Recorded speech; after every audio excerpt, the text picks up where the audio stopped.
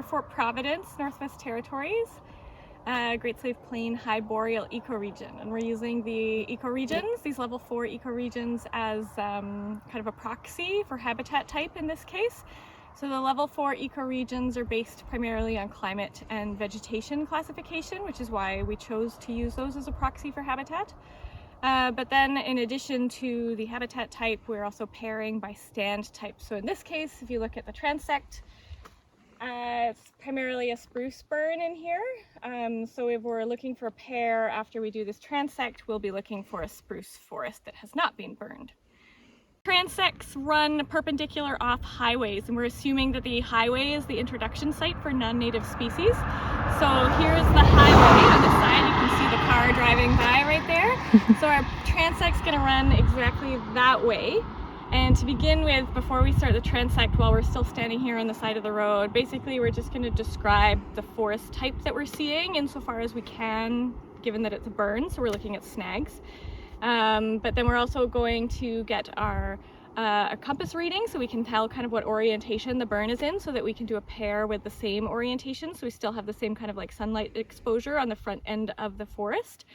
And then we will also take a measurement of the verge width so that we can compare that across transects throughout the project.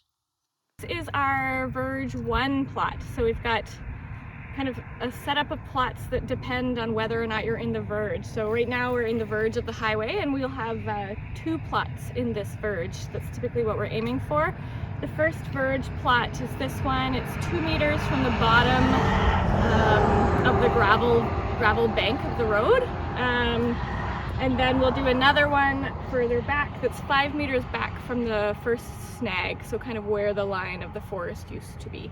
Or where this verge used to be maintained to anyway. In each of these plots, we're going to ID all of the species that are in here. If we can't ID them to species while we're in the field, we're going to take photos of them and we're going to take a voucher so that we can do a 2 species level ID once we get back into town at a more kind of leisurely pace. But we'll do this the whole way back. So we're going to do this verge 1 plot, and then we're going to do the verge 2 plot, which is 5 meters back from the snags there. And then we're going to do an edge plot, which is right behind the snag line, like where the line of the forest used to be. And then from there we have plots that are defined based on distance. So we do a 5 meter plot, a 10 meter plot, then a 20 meter plot, then a 40 meter plot, and then we do that up to 100 meters. And then if we still need to do more plots, then we do them at 25 meters instead of 20. And then if we get up to 200 meters and we still need to do more, then we do we keep doing them at 25 up to a maximum of 250 meters. And the aim of this is to define the limit of spread. So the aim of, like, we're using these verge plots to say, is there presence of non-native species here? And then we use the distance plots further back to determine whether there's spread from this area of introduction, essentially.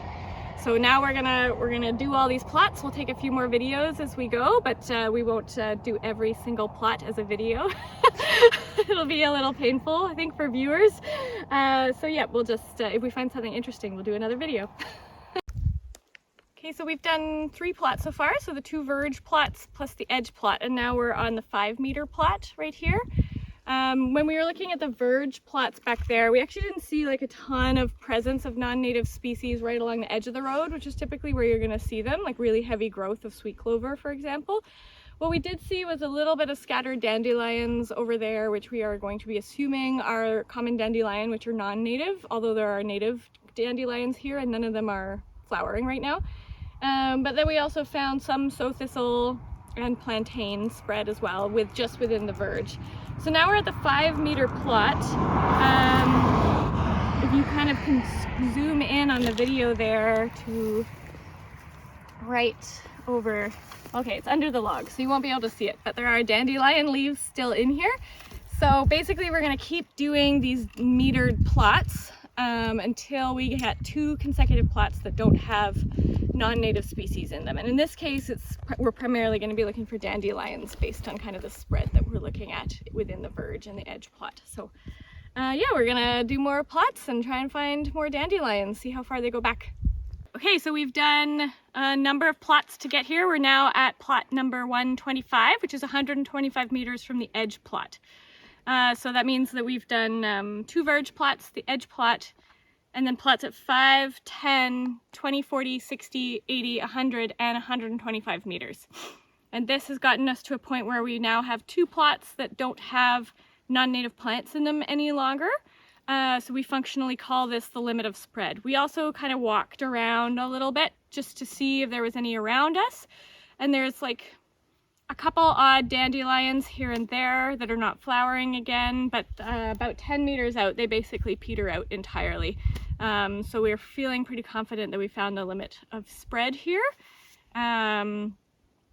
And we haven't seen any evidence of jump dispersal at this point in time either. But yeah, this is our last transect of the summer. So thanks for funding this. I've got no